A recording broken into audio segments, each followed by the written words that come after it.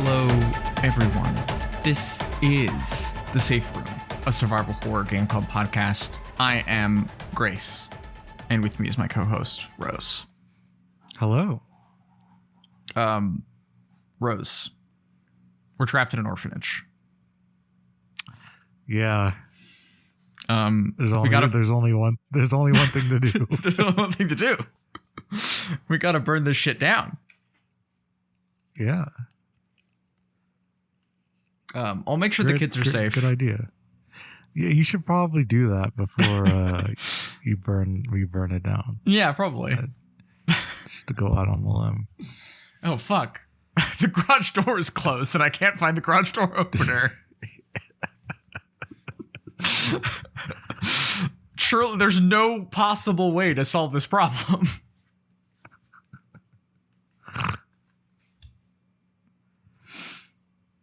Well, I guess I'll burn to death. We played Silly Polybeast this month. Okay.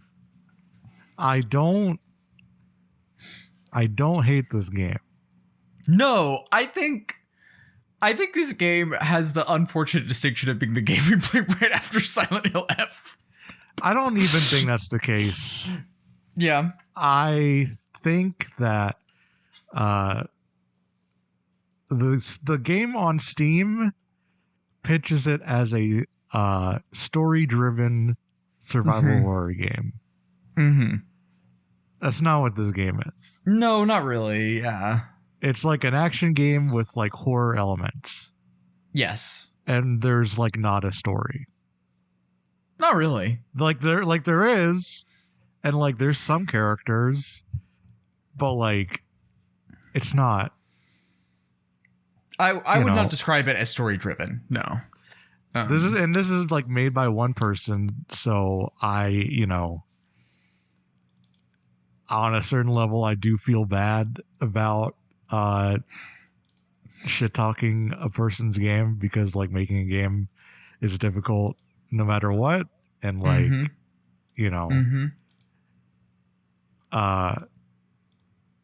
so I'm trying to come to terms with that myself.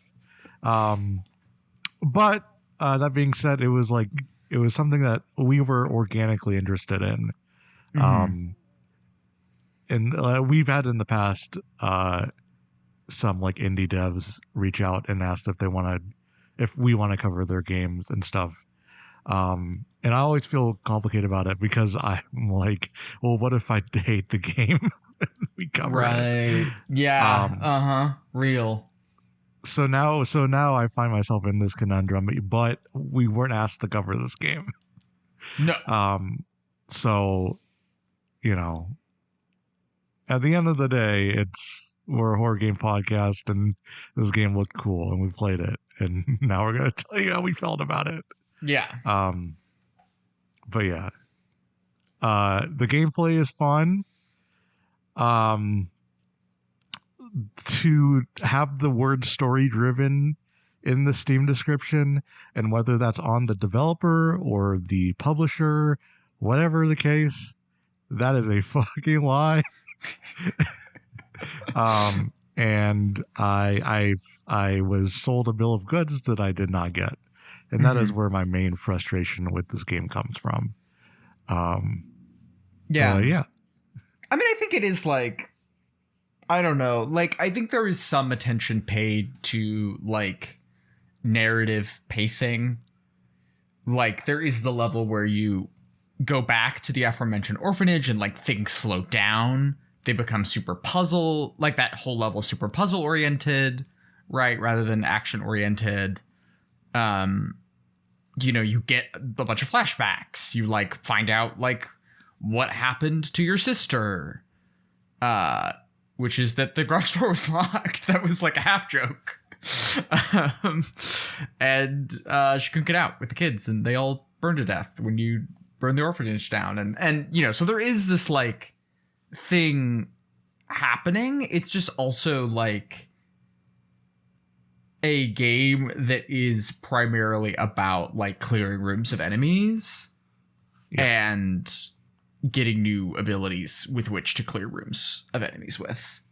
And I don't think that there's like, in the way that I think like Silent Hill is story driven because the levels are oriented around narrative in a way that this just is not, right?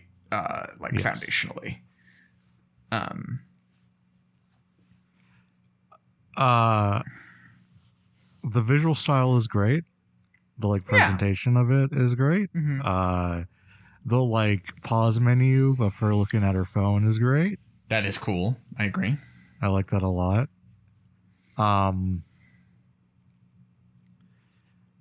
I think the gameplay is interesting. Because it is very like you have this revolver that has like a limited amount of bullets. And then you have like the secondary weapon that you kind of get new ones as you progress through the game. And you also have a dodge roll, but that doesn't like take up any stamina from your stamina meter. And the thing that does take up stamina is melee hits. So you're constantly managing the amount of bullets you have and the amount of stamina you have to land those hits. And that results in a game that's like both kinetic, but also something you have to be careful about, which I found very interesting. Yeah, I mean, I think that like it's also like fun when you get when you sort of start getting secondary weapons, and then the game does also like you manage that inventory. Like there's this just like everything kind of feeds into each other, because it's like I don't think does the revolver deal more damage than a melee hit? I'm not sure that it does. It's just I'm not that sure you if have it does. Yeah, I think it's just that you have distance, right? Yeah.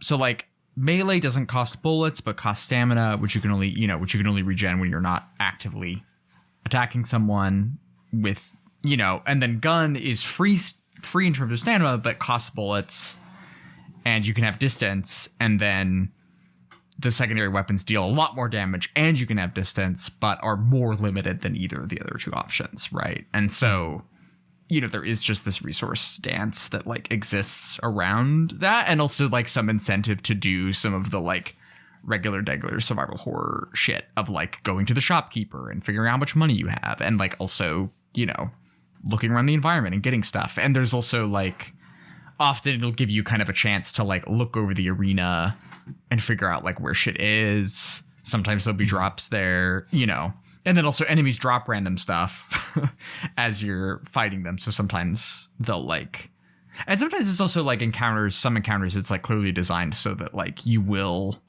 consistently replenish your revolver, right? Yeah, I think so. The revolver is interesting because like the refills seem to be on some sort of timer. Yeah. Because there's like some weirdness around, because like usually you would like pick up bullets from like fires. There's basically like trash fires around the kind of arena. And when you run out of bullets, typically in like a level, you would pick them up from that. But then sometimes in the encounters, to like reload, you need to like hit an enemy that has the bullets. Yeah, and then you can kind of get the like, sometimes you'll get the like circle that swirls around you that's like you have a reload waiting for you. And then once you either expend all the bullets or take a beat, then it'll refill, right? Yeah. So there's no reload button on anything, right? And I think that's also a part of what makes it like, there is this research management element, right? And you can always move. There's no reason for you to like stay still, essentially, except for aiming, right? And that like does give it this it feels very arcadey to me almost, right? To me, and I mean this in a positive way, it felt like a Housemarque PS3 game. Yeah, okay, yeah, no, I see what you mean by that, though, yeah. Because there is also, like, dodging attacks, watching out for projectiles, like, also, like, understanding the ways, like, different enemies relate to each other, and what can like there's those regular zombies that take 3 hits and then sometimes they like pop into a super powerful one. And so like, you know, being like, okay, I'll shoot this with the revolver 3 times. If it pops into a super bad guy, then I'll switch to the shotgun, right?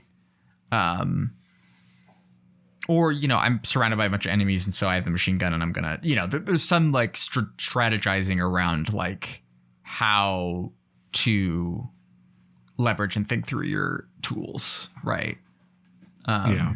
And I think it's also like satisfying and feels arcadey in the sense that like you don't really have that many options at any one time. And because like the situations are claustrophobic, everything kind of has this meaningful kick to it, right? That like every decision you make has knock-on effects, right? And that's like hyper legible because there's not that many variables, right? I think the one, I guess I also, I played this on the hardest difficulty for some reason. Oh. I played it on normal. I played it on normal except towards the end where I kind of bumped it down because I wanted to finish it. Right, yeah. And I think something that was a frustration for me was the like inconsistency around drops, where there were some times where it felt like I mean, I don't know that it was ever this stark, but sometimes it felt like if I get a drop, then I can win this, and if I don't, then I can't. Right. And so that like sometimes feeling like, oh, I'm literally just rolling the dice on whether I get items was like felt a little bad. You know, and especially since like I ended up pursuing the ending where you lose most of your stamina that you get built up, and so it was like at the end of the game it was like I could melee way less right than I could earlier, and so that created problems. It's interesting. I feel like this game is it feels so fine-tuned to ensure that like every encounter you're kind of like barely scraping by, whether it's like you're about to run out of stamina and you're like low on health, or like you're almost out of bullets. It always is tailored to make you feel like that kind of like sense of desperation. Despite you like being able to roll around the map endlessly. Yeah. So I think the balancing that is going to be hard to do, especially when for sure. So much of it is like based on like health drops. Like on the easiest difficulty, like I had no problems. Like when I was low on health, I was like almost guaranteed that the enemy would drop a health item. Yeah, I think like the only time there were like 2 encounters where it really came up, and then there's that like gauntlet at the end where you like have to get the saw, where it's like you do a bunch of like really tough encounters in a row. And for that, I like did have to go. I was like, I'm gonna go back to the shop and buy shit because I can't like do this just walking into it. And that I did have to like strategize around like going through the encounters again. There's also like a light stealth element, which is that you can like put up your hoodie and then enemies won't. I forgot about this. Yeah, and then because it's used in the first chapter a fair amount, and then it's essentially optional the rest of the game. So there's like and you get masks. You can unlock masks that will let you sneak by certain enemies without effort. And so it was like there was one thing where it's like, okay, I have to wear this mask so I can get by these enemies, so I can get to the portal that leads to the second encounter, and then I can just run from there to the third encounter, and then I'll be like decked out and good to go, right? And so I think that like that, like that's something I don't really mind, right? That it's like I'm playing the game at a high level. It's all right for me to have to like work a little harder to like kick through some of the like elements of it, right, and make that stuff work. I think that that's like a fair thing to have to do, you know? Yeah. And And this is apparently a game that has been patched a lot. Because people complain about the difficulty of it. Yeah, I like saw that it happened because this came out in like October, so really not that long ago. Yeah. And has had, a couple major patches. Hard plus mode. Hard plus. Yeah. That's kind of crazy. Yeah, and then it's like all like easy and normal are a little bit easier now. Because it is, it's tough. It's like that hard mode's no joke, I mean, and I got through it fine. Like, I don't think it was not like my total Steam time is 12 hours, which is not okay. A deranged amount of time. Yeah, I think it took about 8. Yeah, it's like I think you could probably beat it in 6 to 8 if you're, just getting through it. There are a few puzzles where I was like, I'm not picking up what you're putting down, video game. Yeah, it's a little all the orphanage puzzles I did just have a hard time with, I think. Or it's like part of it's like that has so many interlocking parts that it's like sometimes it was hard to remember like where new things were, like where to go. I don't remember like there was a specific thing I got stuck on there where I was like, I can't. For me, the thing that tripped me up in the orphanage was the lever puzzle. Oh, right, where you have to like switch the things to like activate the generator. Yeah, that one I got instantly for some reason. So I don't know. I just didn't know what I was supposed to be looking at. Yeah. No, that like makes sense that it like I think to a certain kind of brain it could be intuitive. And it is not by definition intuitive, right? And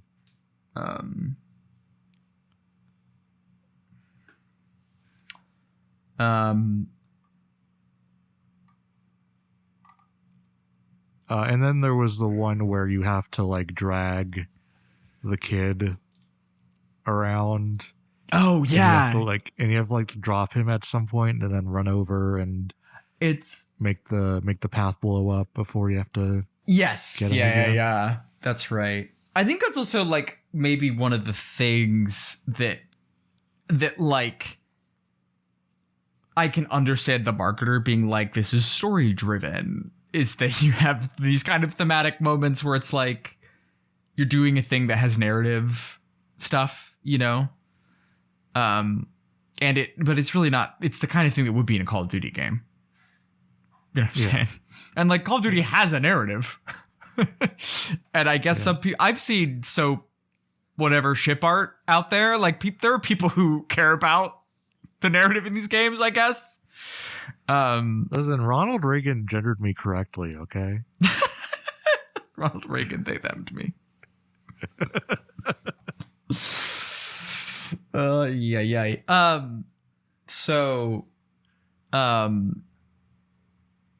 And that's not, it's whatever. I guess if you care about that, I don't know if it's good for you, but I'm not trying to judge your life. I just don't feel like that this is like really has that. I think the reason like I specifically brought up Silent Hill F is like I don't even think the game is like I mean, I don't know. I don't want to say that like it successfully executes on its themes because they're just it's so slight that there's just not really anything there, right? It's like, oh, she like learns to accept her sister's death and survives, right? And I just don't think that's like felt really, despite there being like these flashbacks and kind of there being like, and I think that's. And it also just deals with like really like it is also a game about child abuse and a game about like being vulnerable as like a young girl who is like subject to the whims of like the adults around her. And the game opens with you almost getting like sexually assaulted. Yeah, true. Yeah, I forgot about that. And you do kill that guy. Like, I think my most cynical reading, and I do not think it's intentional, but this Mhm. game uses trauma, like especially like uh misogyny as like almost like aesthetic, Yeah, it kind of uh is. Yeah. in a way that's like so repellent to me. Yeah, I mean, I just don't I think the thing is that it like I think there is supposed to be this thing of like Polly kills the things that are trying to hurt her, right? In the end, like she beats her bully, you know, and the nurse or the whoever works at the orphanage that like is beating her all the time, like kills her, you know, and like breaks the curse that she's under and like gets free of the situation, right? Um and so it's like, you know, the thing is like the structure of like a rape revenge movie is that you have the like harrowing first half hour, right? So you can have the catharsis of the second half, right? Like that's like I don't and I say that like non-judgmentally, right? That it's like that's part of the genre structure. I just think that it's like there's so little like there's just there's just nothing there, I guess. I don't like there's like no depth. It just feels like things happen for no reason, right? And I don't know how this like relates to like obviously like institutions like this orphanage, right? Like are based on like real places. Like I read Nickel Boys this year, which is like about a Florida like re-education juvenile facility, right? It's like based on a real place where like people were killed, right? Where children were murdered, right? Especially the black boys who were like they had like segregated facilities, right? Anyway, and it's like super fucked up, right? And that's like a real thing. And perhaps there is like an Eastern European. I assume that this game has like a very Eastern European vibe, and the developer's name is like. So I'm kind of assuming. I think the developer is British. Oh, is it really? Because it does kind of feel so. like Euro trash. But which is fine. Obviously, you know, Britain is a dark and treacherous land. Yeah, this game is about how evil Brits are. Yeah, a little bit.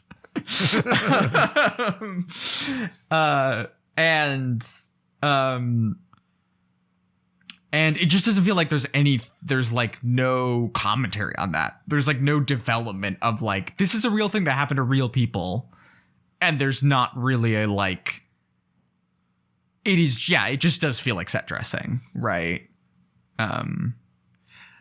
You said something last episode that I kept thinking about while playing this game. And it was, you know, the dudes who made Halo weren't like trying to make a story. Yeah. They just kind of wrote it. Yeah. And this is what that feels like to me. Yeah. It does feel like there is sort of a lack of deliberateness. Or at least like, I don't know. Or it's also just like corny. Like that beat where you get out of the orphanage and you're on the boat and you're going across the boat and then the sun is setting and then you get that like hold A to feel satisfied about your life or whatever. Oh my God. That has to be tongue in cheek. There's no way it's not. I suppose it is. I don't think it's funny though. Yeah. No, I know. That was crazy. But yeah, it is like stylish, you know. I love the style of it. Again, but also like for the you have a cell phone in the game, and you can like there's like text messages. That's a whole vector of storytelling that's underutilized in this game. Yeah, truly. I did think that would come up more. It feels very unfocused in that like the first like half of this game is like a story about a resistance against the fog, and like there's like the black power fist that's white. They just like Yeah. make it white, and there's like posters around with that. And you're like, and then it turns out you betray the resistance and get most of the like members killed, or at least like they're not in the hub area. I don't know if like all of them died or whatever, but like that, and then it kind of just forgets about that. There's like two characters you meet, and they pop up later in the game depending on Right. some of the choices you make in the narrative. But that's it. Yeah, there's And not. then you get to the orphanage, and it's just like, all right, forget about all that Okay. stuff. Also, I want to talk about these two demon kids that you run into a little bit, and I just can't. I have to say this. So you fight this giant version of your evil Yuri bully, right? Uh-huh. And then the animation of her like throwing up where she's like crying the white goop. And it's like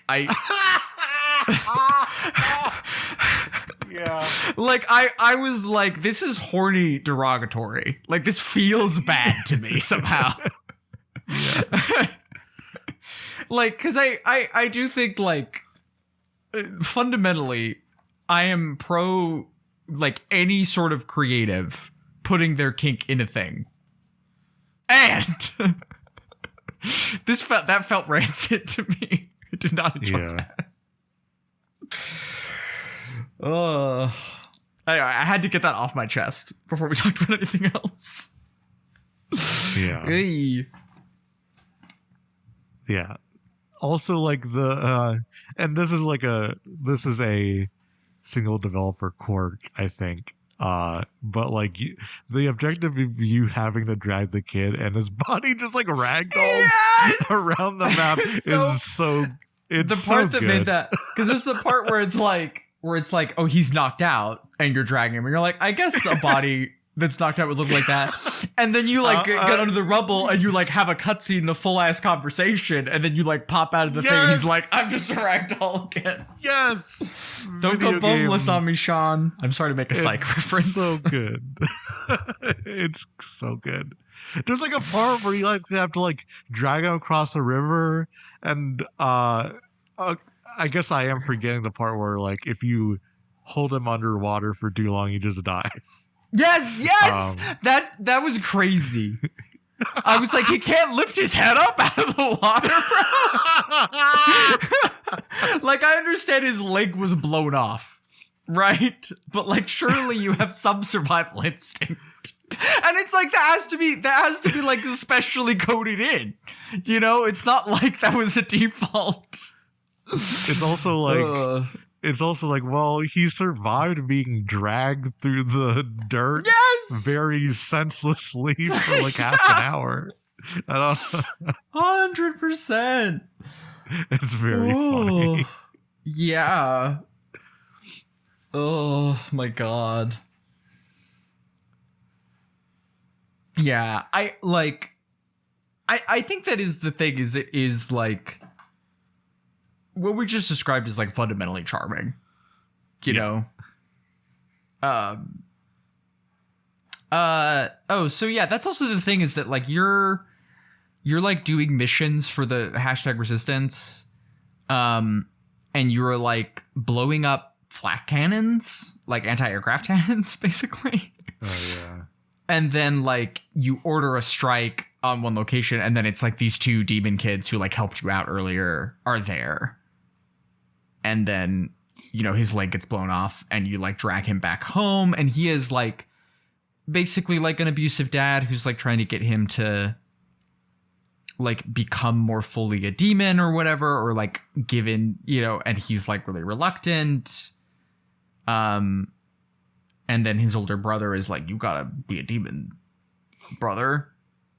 And then that just kind of drops out, except at the end where it's like they can, you know, because that you do have there is like a hashtag moral choice which is like whether you try to preserve your imp powers or not. And so at the very end, they can pop up and like prevent you from sawing off one of your horns to complete a ritual. And you can like decide whether to take that or not. And it like, I guess it like ties into the kind of thematics of like, she's in this new world, like hell, basically. And like, she could choose to become a part of this place or like return back to the real world and return back to her regular life. Right. Or I mean, her regular life, she's running away from an orphanage that she burned down and accidentally murdered her entire friend group. So like, I don't, it's, I don't want to be like, oh, she's, things will be chill now. But to go back to the human world, and that like is, I don't know. It's just like it's just like when the Discord server goes bad. It's just like sometimes you delete the Discord server and it's just like killing your friends in the orphan. Right, yeah, kinda. Obi-Wan voice. I heard many voices go silent. Oh my god. I do unironically think the endings are probably the best part of this game. I did look into because I went full imp mode for the endings. Oh, did you so you dodged all the traps in the orphanage? Sorry, except for that. Oh, okay, because I was like, that's fucking hard. That is hell. I wouldn't do that. Yeah. But I did do both endings where I did the ladder where you go up the ladder and you're chilling on a train. Yeah. And then after that I did the you stay in hell and become ruler. And I think, what's your friend's name again? Which friend? Your demon friend or your? You're like your bestie that you killed. Alice. No, it's like implied that she shows up at the end. Yes. And you kill her basically. Whoa. Because it's like a first or like something happens. I don't know. It's like she. Because there's like a first person segment of that when you're like on the throne and like you're like there's a prompt to like shoot and it's a different arm. It's like the arm, the sweater color is the same sweater that Alice has, I think, or whoever that is. Yeah. Huh. I felt like the implication was like she shows up and like maybe Polly is so corrupted by power that she destroys. Is it Charlotte? I don't remember. I don't remember either.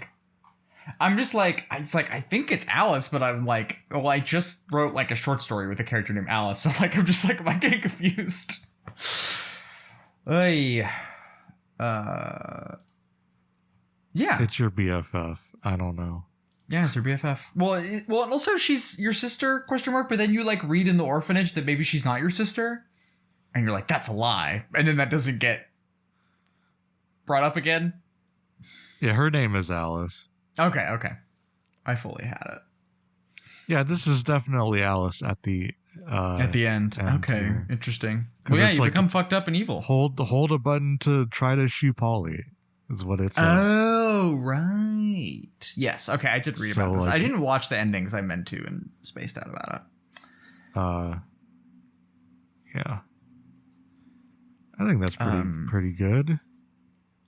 Yeah, I mean, I think it's like, I get, you're becoming the thing that imprisoned you and fucked you up, and then, and then the person who loved the person you were wants to save you. That's nice. It's like the part in the spoilers for Elden Ring, if you want to go ahead just a little bit, but the part in the Frenzied Flame ending where Melania's like, fuck your ass. God damn. I'm gonna kill you sometime. That's pretty cool. Yeah.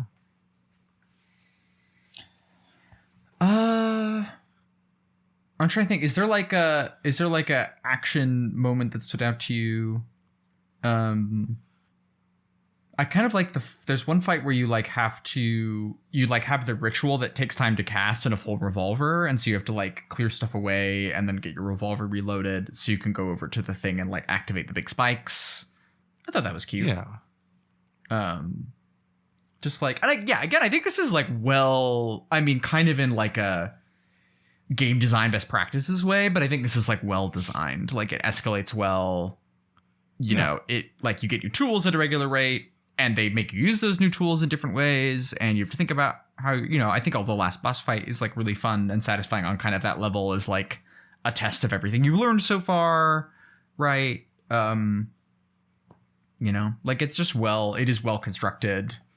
And I also never I did sell my tail, so it's I did get a huge influx of cash that way. I also love that you sell him the tail and then he puts it in the storefront. That's so awesome. That's so good. He's like, you can buy it back if you want.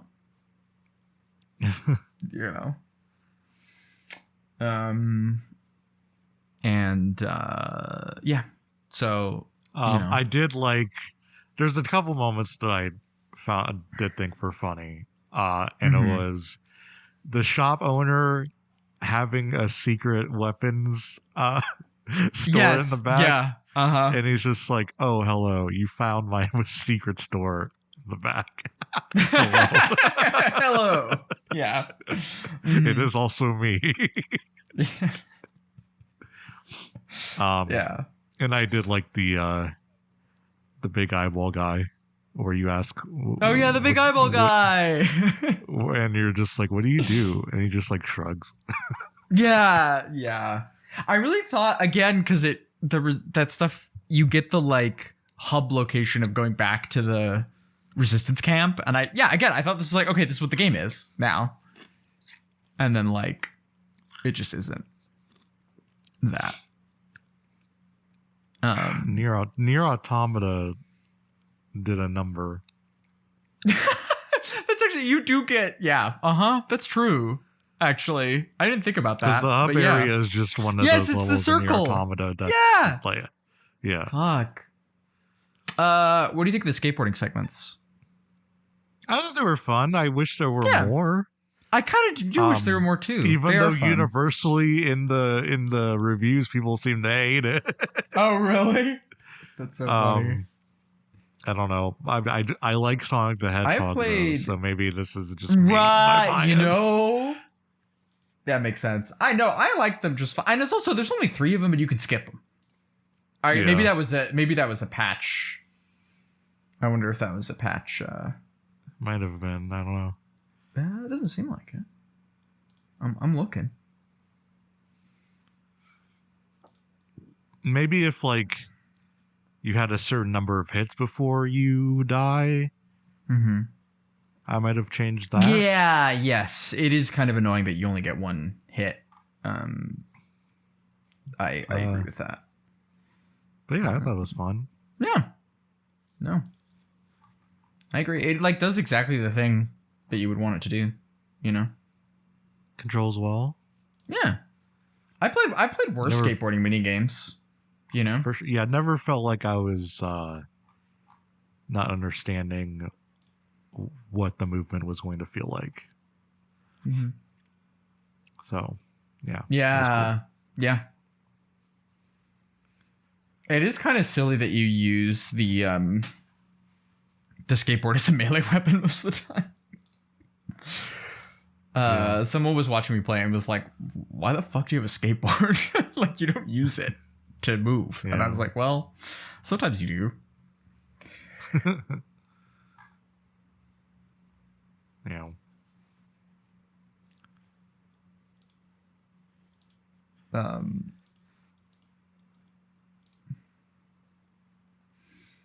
Yeah. Yeah, that's kind of it. I mean, Yeah. that's the game. That's the really. game. But yeah, no, I mean, I think it's just like a weird, like, I was kind of having the experience, like, thinking about doing this podcast where it was like, oh, it's going to be weird talking about like a regular video game again. You know? And like in many ways, Silent Hill F is a regular video game.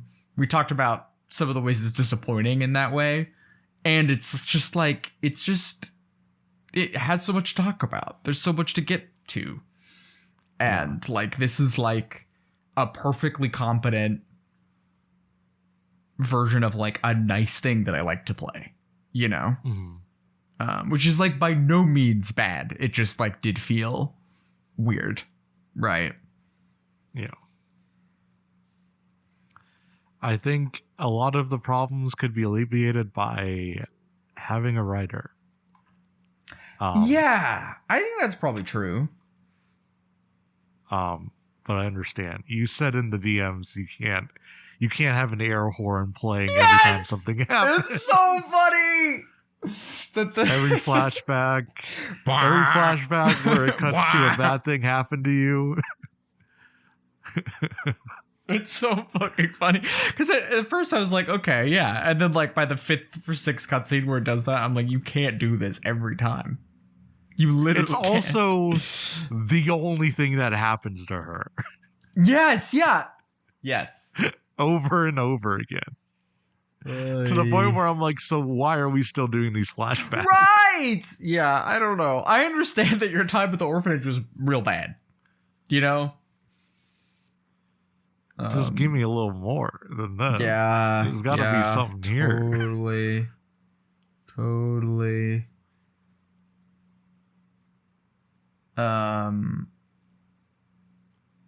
Yeah. But yeah, no. I like this one. It was fun. I'm not saying we covered it. I feel good about it. I'm a little resentful about it. Yeah. But I think it's because I've been wanting to play other games that are story driven. Yes. Yeah. Or that are story. And this is not story. No. Well, we and are. I'm Yeah. Also, Go ahead. And I'm also working on a MacFest panel that is focused around David Lynch. And so like I'm also thinking about David Lynch stuff and also a lot of other David Lynch inspired things that get me going creatively. Yeah. And so having to play this is just like, oh man. Oh man. I gotta play this game where literally nothing happened. Yeah, yep. It is true that like yeah. Sorry, go ahead. I mean, it is, I guess, you know, in the Silent Hill 2 is about a guy driving to a town, walking around and going home. This is also that. Where it's like she falls down a hole and then gets out of the hole. Or stays in the hole. You know, depending on the ending you choose. Yeah. Oh, did you reject the demon who makes a pact with you at the beginning? Did you do that? So I did, and you just get a little cutscene where like the police like take her body out of a sewer with a crane. And then it like cuts to credits. Yeah. Damn. All right. Sure. Yeah. That's kind of funny. Yeah, I was like, okay. All right. Oh, also this game did kind of remind me of oh my god, fuck, I'm forgetting the name of it, which is stupid.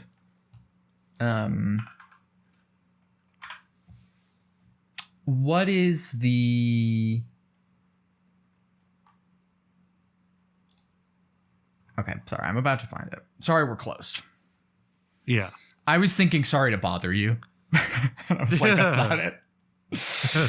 Whereas I feel like Sorry We're Closed is like less interesting as a survival horror like action game, and is like way better as like a narrative game that is working through some similar ideas, right? Just in terms of like hell shit and demon shit, So I actually don't know if I agree with that.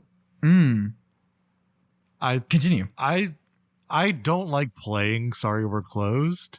Right. But I do think the way in which it sucks to play is interesting. Yeah. I don't disagree.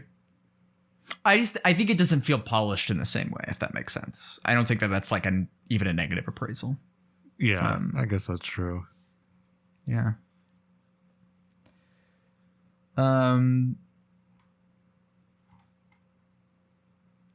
There's also that scene where she reads it.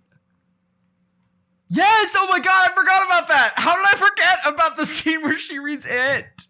And then you get an achievement that's like, cool book, it. Yeah. What?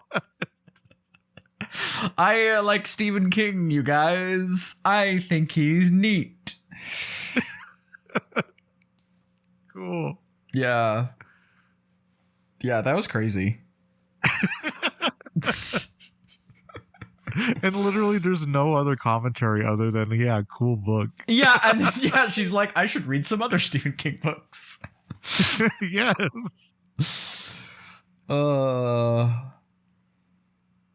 Yeah. Yeah. Yep. Wild. I mean, that's a fun one. Yeah, we got emails? Yeah, we do. Hell yeah, let's go. All right. First one is from Mark. Mm-hmm. Okay, before I ask this, have you seen the trailer for Return to Silent Hill? I watched yes, maybe? I watched something. Maybe it was the teaser. There's a full trailer. Okay, hold on. I'll watch it now. Should I watch it now? Okay, hold on. Yeah, give me 1 second. Okay. I'm like, I don't remember whether I watched this or not.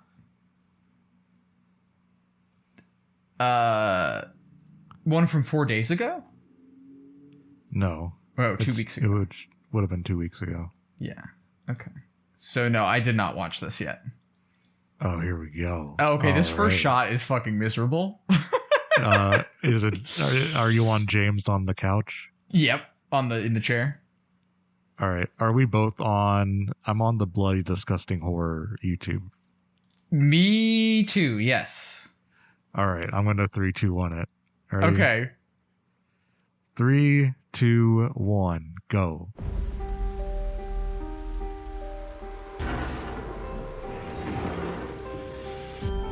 James, so much time has passed, but I'm asking, Oh my god! please come back to our special place. Something's happened. Whoa, Jesus! What the fuck? Love, Mary. Oh, Terrifier 3. Yeah. Everyone got sick in Silent Hill. Something's happened. Why do you have a badge? Something really, really bad.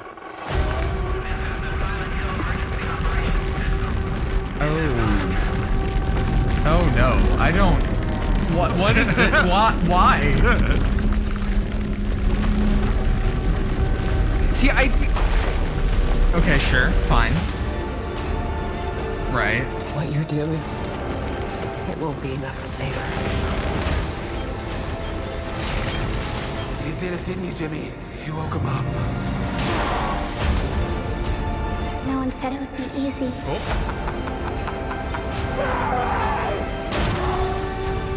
Okay. Why does this song sound like Duel of Fates? Whoa. I'm here. I'll always be here.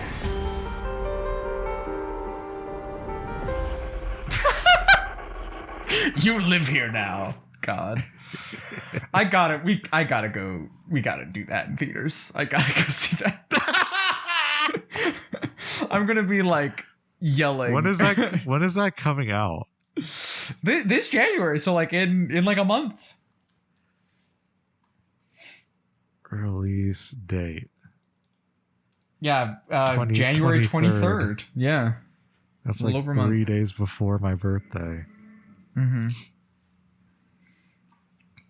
Oh, whoa. Oh.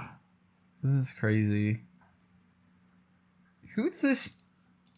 Oh, why does she look evil? Why does the little girl look evil?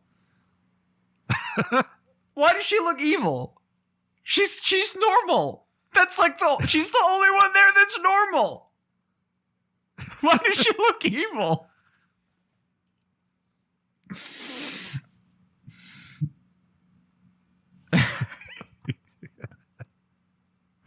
Somehow it looks so much worse than I would have imagined. Yeah, because I also was like, so here's the thing, like the original Silent Hill movie does have like some bad CGI in it, and it feels like this movie is just that. It's just the parts of the original Silent Hill movie, and then also these shots where they're like hanging out in Silent Hill in the before times, and it's like a Netflix commercial. You know? What, like, this shot of them, like, on the veranda is, like, nothing in a Silent Hill movie should look like this. This is a fucking Viagra commercial.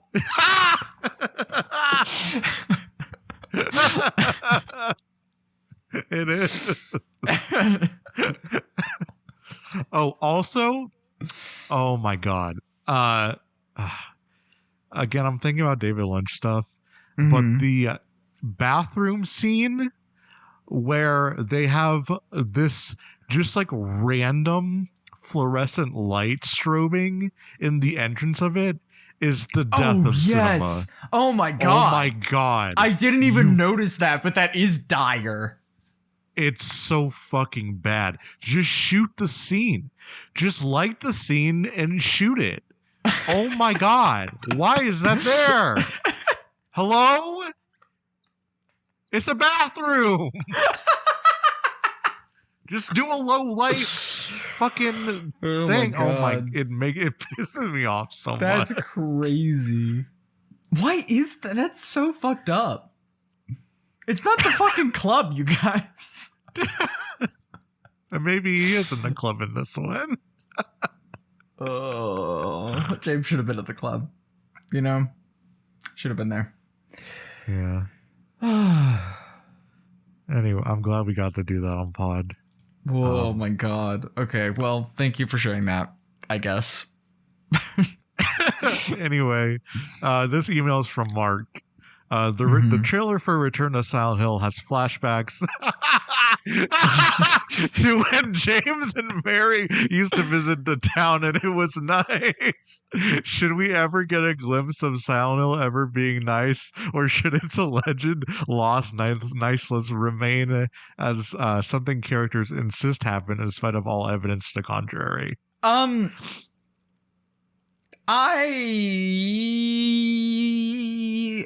don't know that I'm like by definition opposed to there being like before time Silent Hill. Like I don't like, especially like I wouldn't mind having a Silent Hill game that's about a character who's from the town in a really direct way. And there is that exists. That's Homecoming, obviously. And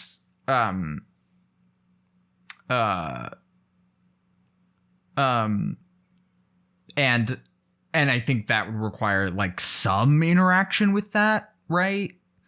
But I think it should be fleeting. Like there's that thing in Silent Hill 4 where like he went to Silent Hill and took pictures or whatever. And so there's like some pictures on the wall of when it was nice. I don't think it should be like you get full sequences of when it was like that. I think it's like, I don't know. I know I was just complaining about how the relationships in Silly Polly Beast lack depth. And I think it's like, it is enough that James is doing this at all. That communicates a lot about their relationship, right? That he is like, that he gets the letter and he's like, I'm going to go figure this out and figure out what's going on. You know, that like communicate something about what they were, right? I don't think you need to see them in love to understand that, you know? Yeah. I don't, it doesn't feel like a necessary addition to me, I guess I'll say. Jen asks, what sort of horror story do you feel is underrepresented in video games? Ooh. And what are you looking forward to most in 2026? What story is underrepresented? That's an interesting question. I mean, this is, I don't know. I don't, this feels like a little, no, it's not. There could be horror games that have black people in them. That would be cool. Yeah, that'd be great. That'd be nice. I want to have like a more thematic answer. And I don't know that I have one on deck. But I think that's part of it. I think like maybe stuff that sorry, I thought a cursed sentence of like, who is the Jordan Peele of modern video games? Don't ask that fucking question. And it's like, it would be fun to play a Resident Evil that's kind of Get Out moded. That would be cool. I would be into that, conceptually.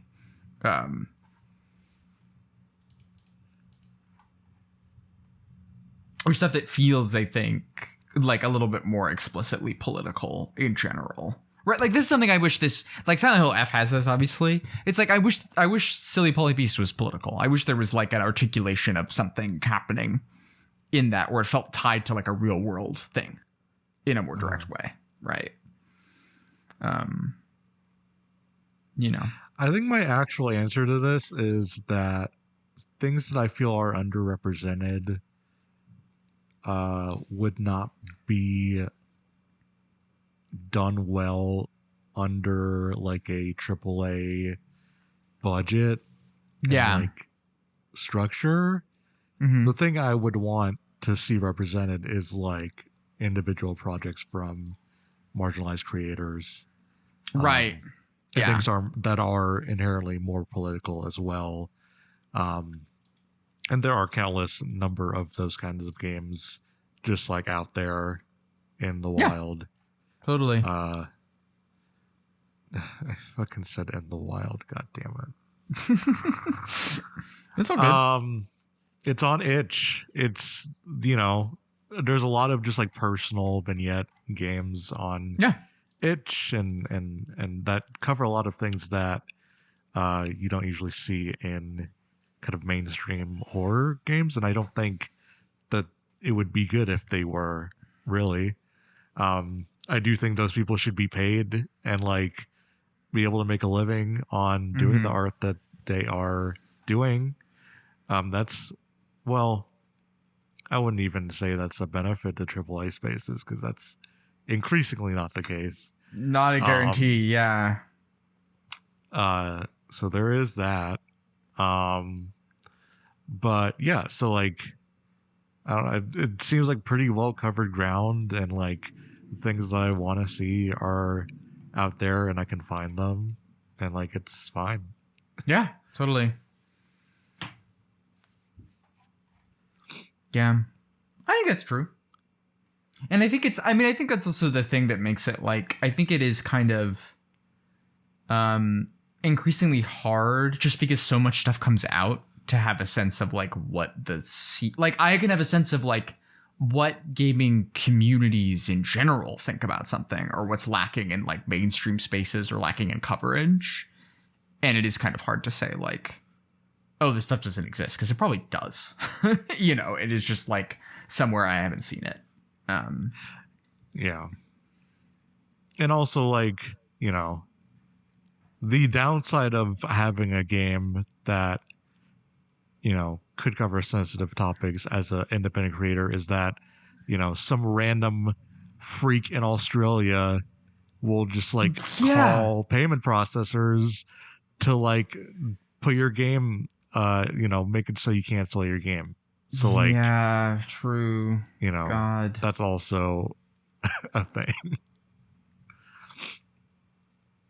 So yeah, I I really like art, and I don't think we should kill it. Yeah, yeah, I agree. Is my answer to this question. Yeah, fuck. God damn. There should be public funding for the arts. Have we thought about this? Or you know what? I would enjoy a little more private funding, to be frank, at this point. Millionaires used to fund things that were cool sometimes. Yeah, yeah. Yeah. We're in such a depressing place. I as a know, it society. really... Culture is in a bad way at the moment. That is the fact of the matter, unfortunately. Yeah. Okay. Games you're looking forward to most in 2026? Oh, I don't... Like, what the fuck is coming out in 2026? None. NA. GameInformer.com/2026. Oh, right. GTA 6. Fuck. Hey, do you know what comes out January 9th? What? Pathologic 3, motherfucker. Oh. Let's go. Sure. Damn, that's... Alright. Okay. I don't know what to make of any of that game. Did you play the demo thing? No. Neither. I haven't yet either. How are you feeling about... Oh my god, High on Life 2, fuck off. Resident Evil 9. I haven't finished 8. Okay. And I kind of want to play the DLC where you're Rose, but Oh, yeah. Mm-hmm. but like the benefit of Silent Hill being back is that I don't have to care about Resident Evil as much. Because I'm being fed the big budget art version of Silent Hill now. Yeah. Where like they'll just make Silent Hill games. They'll just like give that IP to developers to make just do something with it. And that's cool. Because I think the thing with like Silent Hill, and this is the rare instance of like executive thinking and my interest align somehow, where like an executive will tell you, well, anything can be Silent Hill, so just like give it to people and have them make Silent Hill and just print money. Right. And I'm also like, anything can be Silent Hill, as long as it's psychological horror with trauma happens. so if you just give it to anyone, it'd be cool. Yeah. It would be nice if one of those Silent Hill games is good. I guess you liked the PS5 demo one. It's fine. I wouldn't like say it's like especially good, but like for what it is, it's fine. Yeah. I'm like, but I mean, Silent Hill F is just like, is that, you know? Right. Yeah. And it's also like the first one that's like completely disconnected from anything else in the series. Yeah. So I would like for them to continue doing that, so I don't have to care about Resident Evil, because outside of like horror aesthetics, there's not a lot of things in Resident Evil that I find actually interesting. I do think the story is very funny. I do think it's hilarious when Chris shoots your wife for no reason in front of you. I think that's fucking hilarious. But I don't have any like emotional resonance for Resident Evil. But this looks cool. Okay. Yeah. I get you. Yeah, I don't know. So I'm also just looking at, went to Steam and like, what's stuff on my wish list that is not out yet? Oh, did you see the trailer for this new Suda game? Oh, what's it called? Romeo's Dead? Is that what it's called? Yeah. Yeah, I did. Fucking so fucking washed, bro. Yeah. Yep. What is going on? I'm kind of interested in this farming sim with the Celeste artist. That's a horror game.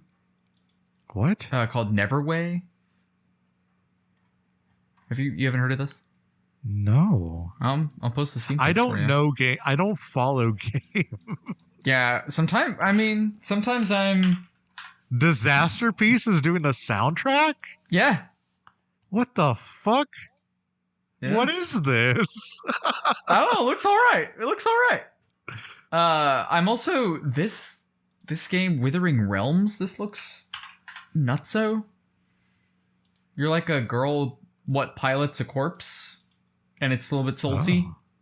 It looks cool. Looks weird.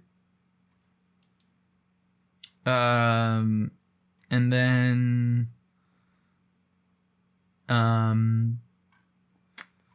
what was the other one? Oh, this looks awesome, but it says 2027, so who knows when this, but it's called They Speak from the Abyss. And this is like, what if a whole game was made out of the glitches in Norai the Curse? Nice. So, there's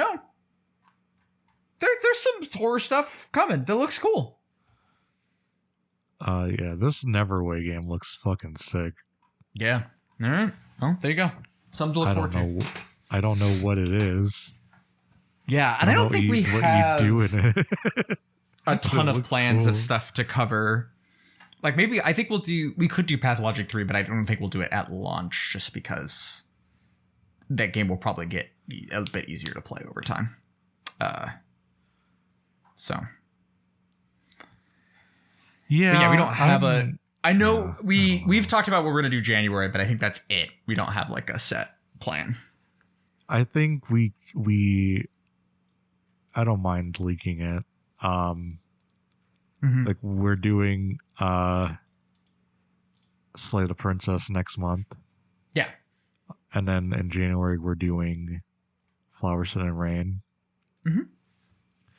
And I assume we're gonna do 25th Ward sometime after probably middle or end of the year. And just get all of those games done, because that'd be cool. Yeah, I think so. I think that would be cool. But I do want to play Flower, Sun, and Rain now. Yeah, I played like 10 minutes of it, and I was like, "Oh, this is actually interesting. I do want to play this actually." Actually, yeah, no, I'm with you. I'm excited for Slay the Princess. That was also what we were gonna do this month, and then we kind of went Polybeast instead. Yeah, but now we're like craving a game that has a story, Yeah, so I think we are. So we gotta play the game that's all story. Yeah, exactly. Okay. All right, we have more emails. Yes, please keep going. I knew we did. This is from Jack. From the games you covered this year, which main character is the most capable of eating 40 pizzas in 30 days? Okay. Let me see.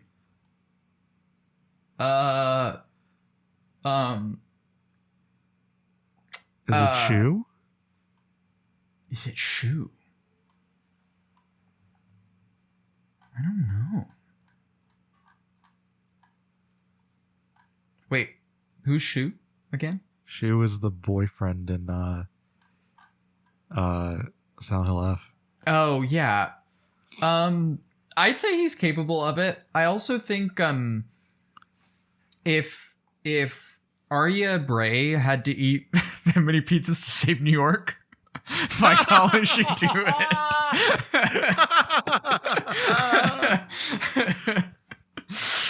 You know? True. You think Isaac Clarke could do it? He could probably do it. Isaac Clarke could probably do it. forced by the evil necromorphs to eat.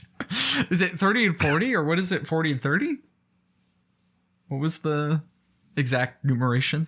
It was 40 pizzas in 30 days. Okay. Yeah. I think Isaac Clarke would not do it like for the giggles, but that man could survive anything. You know? Yeah. Yeah, I don't think Hinako could do it though. I don't know if that's true, actually. I don't think Hinako would. I think Hinako would be like, I get to make my own decisions. You're not forcing me to eat 40 pizzas in 30 days.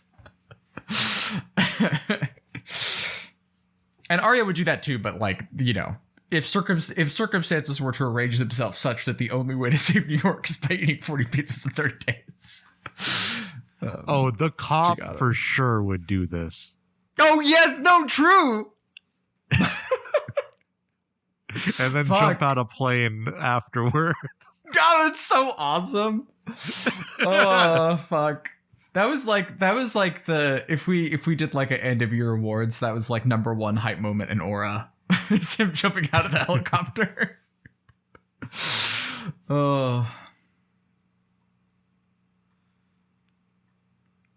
Yeah. All right. Last question from Jupiter. Hello. Since the year is about to end, what was your favorite game to cover on the Safe Room this year? And what's been your favorite game to play overall this year? Oh my god. We had a good year looking it over. We covered some good shit. I feel like I'm gonna leave off. Oh, Indica was this year. That feels like 5 years ago. Yeah, I know. It feels so long ago.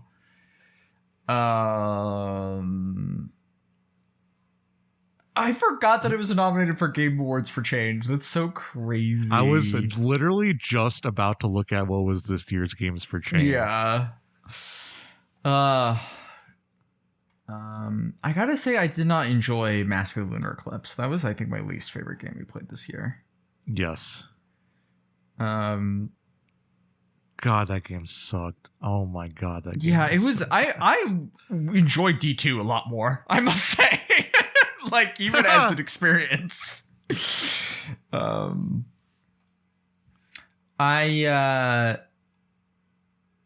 Indica is high for me. I mean, even though it does feel so much like proof of concept, I just really enjoyed it, and I found it really cathartic. And I you know, the more part of this is like, I really love Silent Hill F. I really like it. I still really like it. I'm really happy it exists. I feel great about our episode on it. I feel really proud of our episode on it, even. Like, that may still be my favorite thing that we've covered. And I think it's definitely my favorite episode that we've done this year, probably yeah, ever. I think for sure that one was the most fulfilling to cover, like, creatively. Yeah. Mm-hmm. But favorite one to play? Yeah. It's a toughie.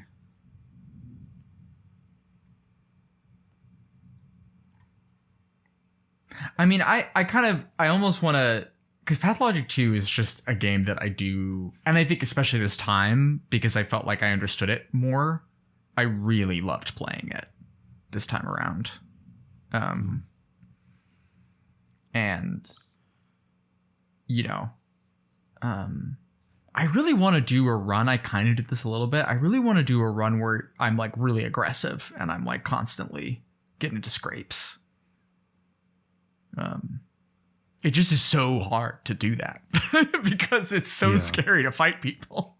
And I love that. I love how much it feels like, because even in like survival horror stuff where it's like, in theory, it's scary to fight people. It's like, you're supposed to. And in Pathologic 2, like, that is a game you can play and not never have to fight anyone. There's like a couple things that are like locked in, and it is just always scary to murder. It never becomes comfortable, you know, and that's really cool. Yeah.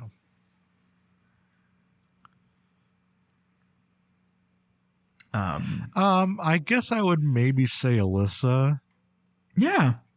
I think the gameplay was really good in that. I had to choose one out of the ones Yeah. I'm looking at. Yeah.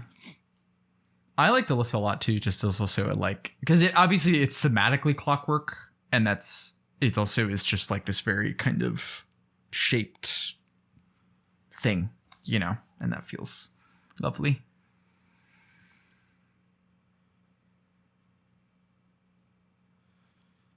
Yeah. Yeah. Rose, I like making our show. I think it's a good show. Yeah. Good show. Hell yeah. Patreon.com/the safe room. That's right. So we're in our club. Well, we already talked about what we're going to cover next time. Yeah, do you have a non-horror game that you that I'm looking forward to? that you enjoy playing this year. Fuck. The weird thing is I reviewed a lot of stuff for work this year, and I disliked the vast majority of it. You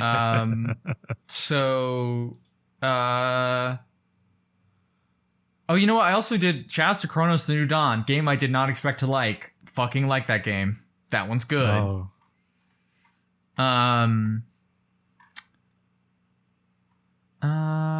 Fuck, what the hell did I play this year? God damn. What was also going to be on my, because I made like tomorrow I have a ballot due. I did not get that far in this because my brain is broken and it's fucking long as hell. I think the 100 line, Last Defense Academy, fucking cool game. That game's really cool. I'm really looking forward to getting back to it. This is also a horror game. And I reviewed it for Funland, which is like the indie games zine. Just Funland, really cool stuff. It's called Milk Puzzle. It's by artist and VTuber Margot. It was for the Toxic Yuri Jam. That game is good as hell. If you want something that's horny and fucking gross, check that shit out. Yeah, and also there's one more game that I'd like to shout out, but when is this? Are you editing this tonight, or are you editing it tomorrow or soon? Probably tomorrow if I had to guess. Okay, because I really liked Angeline. I really like Angeline Era. I'm playing that for review right now. Its embargo's up tomorrow. That game is really cool. It's like a bump combat, open worldy. It is kind of like trying to make I don't quite mean this how it's going to sound, because it's like a budget-sized Elden Ring or Breath of the Wild, in that it is a game that's about curiosity and discovery, and it is also trying to like, how do you do those things when you do not have the budget or time to like render a whole world or like develop procedural generation to develop out like a thing. And so it's something that feels like really toyetic and curated, and also has this like kind of sense of endlessness and discovery and new corners to be found. And it's really, I think, remarkable. And it's also just like super sharp and fun as a action game, like action RPG type thing. I think it's really cool. Big ups to that. So those are some things I played this year that came out this year that I thought were sick. Nice. Also, I played Ace Attorney, the first one. Hell yeah. Yeah, that game's good. For me, it's Neon White. I played that this year. Oh, nice. Cool. The game's fucking sick. Yeah. Bummer when anyone talks, but other than that, it's amazing. Many such cases. Yeah. It's amazing. It got me into Machine Girl, and it's like Machine Girl's half the reason I am losing weight because it's such good gym music to me. So, shout out. Yeah. Hell yeah. Let's go. That's a podcast. Yeah. Yeah, it is. Yeah, patreon.com slash the safe room. Mm-hmm. We're about to record our movie pod on Interview with the Vampire. What year did that come out in? Oh, fuck. I don't know. Early 90s? Late 90s? 94, it looks like. 94. Okay. Damn. Yeah. That's Yep. How old was... Anyway, this is a Patreon conversation. Yeah, true. And then I alluded to it, but I'm doing a panel at MagFest. It's about David Lynch and his influence on video games. And it I intended to be pretty lighthearted and approachable for people who don't know about David Lynch, because I do have a number of friends who are not familiar who want to support me. So I'm trying my best, but it's hard because it's only an hour and there's only so much I can do. And yeah, I'm very excited about it. I don't know when I know they gave me a date and time, but I don't know if that's final yet. And I will know as soon as they put out a schedule when that exactly is happening. But it should be on Thursday. If you're going to MagFest on Thursday, you can't really buy a ticket to MagFest anymore. So like trying to promote this is kind of useless because it's sold out convention. But if you're going, and you're like, oh, I see this panel about David Lynch from some person named Rose. That's me. That's doing literally you. It's literally fucking you. So yeah, come out and feel free to come hang out. And I'm pretty excited about it. I have no idea like how big the room will be or anything like that. It's really just I'm really just taking it as it comes. Yeah. So brand new experience for me. It's kind of crazy they just let me do this on my own. I'm excited for you. Completely on my own. I haven't done a panel before, and they were just like, "Yeah, sure." Let's go. But I can make a PowerPoint. I've sat through some bad panels in the past. I'm sure you have. Yeah. So, it's cool. I'm excited. Hell yeah, I'm excited. I'm excited too. I will not be there, unfortunately, but I'm very pumped. It should be recorded. There should be a video, or streamed, because they usually do that for their panels. So cool. All right, I'll keep people updated as soon as I hear more info on that. All right. I guess, is there anything you want to plug? No, really. GracieTheMachine.com. I write things. They're on the internet.